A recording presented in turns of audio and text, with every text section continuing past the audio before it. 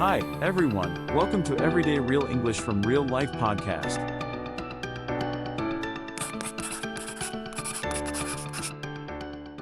Hey there, and welcome back to the Deep Dive. Hi, everyone. Today, we are diving into something that I think for a lot of people can feel a little bit, intimidating. Oh, absolutely. Making phone calls in English. It's kind of like trying to navigate a city you don't know without a map, right? Exactly. And you can't even see the street signs or the people to ask for directions, no facial expressions, no body language to read. It's definitely a common challenge. It really is.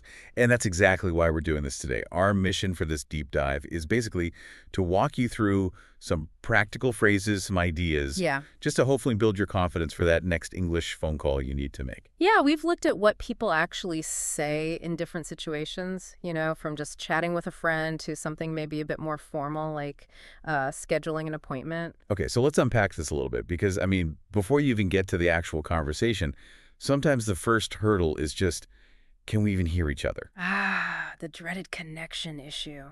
Yeah. Technology isn't always our friend on a call, is it? It's really important to know how to quickly check if the other person can hear you okay, and, maybe more importantly, what to say if you can't hear them well. Right, because you don't want to just sit there in silence if you can't understand. A simple check is just asking, can you hear me okay? Or maybe, can you hear me all right? Just making sure the line's clear. And if things aren't clear, you'll definitely hear people say, you're breaking up or you're cutting out. Ah, yes, cutting out or breaking up. Good ones. That means the voice is getting unclear, choppy. Maybe you're only hearing, every other word. Yeah, like pieces of the sound are just vanishing. Or maybe, your connection isn't great. Maybe you're walking outside or you're in a building with bad reception. You might need to give the other person a quick heads up. You could say something like, sorry, I have bad service. I might break up a little. Or just, I have bad service. Let me know if you can't hear me. I've even heard people quickly say, I'm in an elevator, as a warning. Oh, yeah. Elevators are notorious for blocking signals. Totally. It's all about managing expectations when the tech gets shaky. Now, what if they say something, but you didn't hear it or didn't understand? Oh, you absolutely have to ask them to repeat it. Don't just guess. The simplest way is just, can you repeat that? Or a really common one is, sorry, I didn't catch that. I like that one. Didn't catch that. Like trying to catch a ball, right? If you didn't catch what they said, it means you missed it. You need them to say it again. When if the line is really, really bad, you can barely hear anything. Yeah, you might have to just say, I can hardly hear you.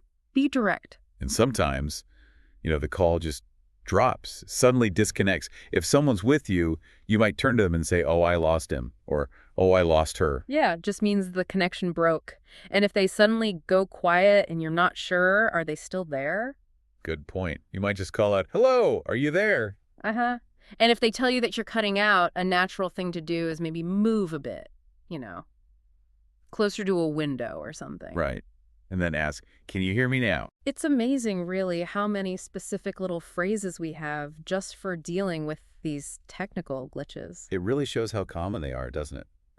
And how much we rely on that clear audio. Yeah. Okay, so let's assume the connection is good now. Perfect. You've actually started the call. How do you even begin the conversation? It kind of depends, right? Casual chat or something more formal? Yeah, big difference. For those casual calls, like with friends or family, there are some easy go-to phrases. My family often starts with, hey, what's going on? What's going on? That's a classic. It can mean like, why are you calling? Or just, what are you up to today? And a simple, really common answer is, nothing much, what's up with you? It kind of bounces the question back politely. Yeah, or sometimes you call just to chat. No big reason. You could say, I'm just calling to catch up. Catch up, yeah, meaning sharing recent news, hearing what they've been doing. Or you might say, I'm just calling to check in. That's a bit like, hey, wanted to see how things are. Or even, I'm just calling to check up on you. That one sounds a bit more like you're making sure they're okay. Right. And to show interest at the start, you could ask, what have you been up to lately? Or even simpler, what's new?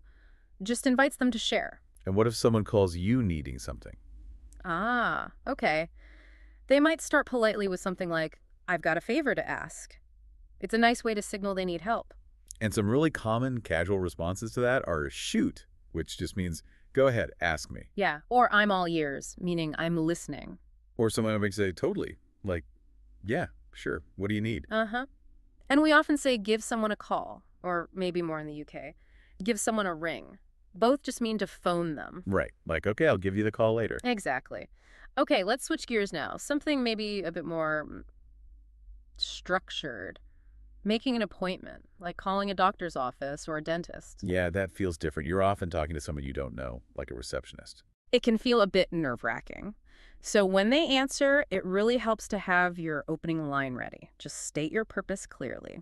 I need to make an appointment. Or, probably the most standard phrase you'll hear is, I'm calling to schedule an appointment. That's the one. Schedule an appointment. Very common in formal settings. Then the person on the other end, they'll usually ask about your availability. They might say, what times work best for you? Meaning, what times or days are you free? Or they might just ask, when are you free? Uh-huh. They might offer a specific time slot and ask, how about Friday at 2 p.m.? Does that work with your schedule? Work with your schedule, yeah. Asking if it fits your plans. Sometimes, maybe more in business settings, you might hear, I can pencil you in. Pencil you in. That kind of suggests they're fitting you into a busy schedule, maybe marking it lightly until it's fully confirmed. And in these kinds of calls, they'll need to confirm who you are. They might ask, can you confirm your date of birth? Which is just your birthday. Or can you confirm your current address, where you live now? And it's super important for you to confirm the appointment details, too. Don't want to show up on the wrong day. Definitely not. You can ask, can you confirm the appointment time again? Or state what you think you heard. Just to confirm, the appointment is on Tuesday at 10 a.m. and wait for them to say yes.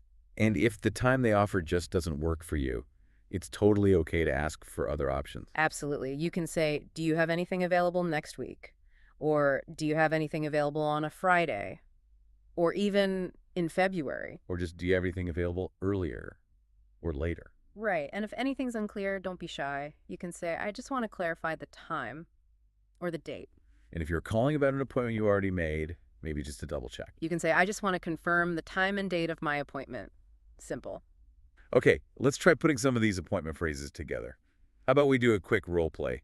I'll be the receptionist at a dental clinic. You can be the caller. All right, sounds good. I'll try to sound confident. You got this. Okay, ring ring. Good afternoon, Maple Dental Clinic. How can I help you? Hi. I'm calling to schedule an appointment for a dental checkup. Certainly. What day works best for you? Is Friday morning available by any chance? Let me just check that. Yes, we have a 10:30 a.m. opening. Does that work with your schedule? 10:30 Friday? Yes, perfect. I'll take that. Just to confirm, the appointment is on Friday at 10:30 a.m. That's correct. And what's your name, please? It's Annie. Great, thank you. We'll see you Friday at 10:30. Great, thanks so much. Okay, take care. Excellent, see? You totally navigated that using those key phrases. It sounded really natural because you knew what to say. Okay. Another really common reason for calls. Just making plans with someone, right? Yeah, the casual, let's get together call. Yeah.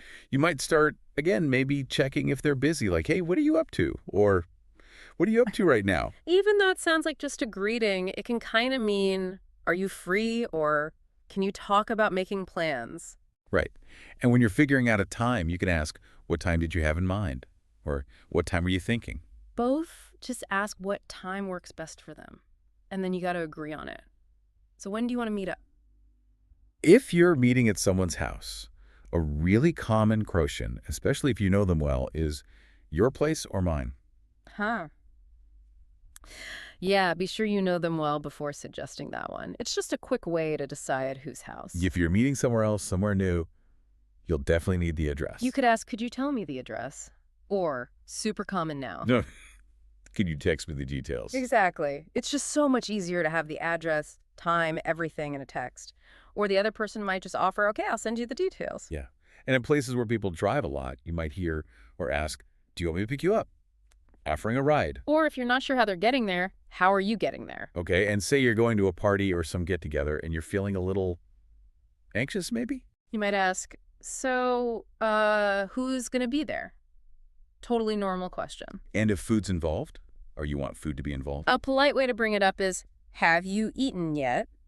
If they say no, you could suggest, let's grab a bite. Grab a bite, meaning go get some casual food somewhere. And if you're trying to decide what kind of food, you might ask about their preference, like, what do you think about Chinese? Meaning, obviously, Chinese food. Yeah. Are you in the mood for Chinese?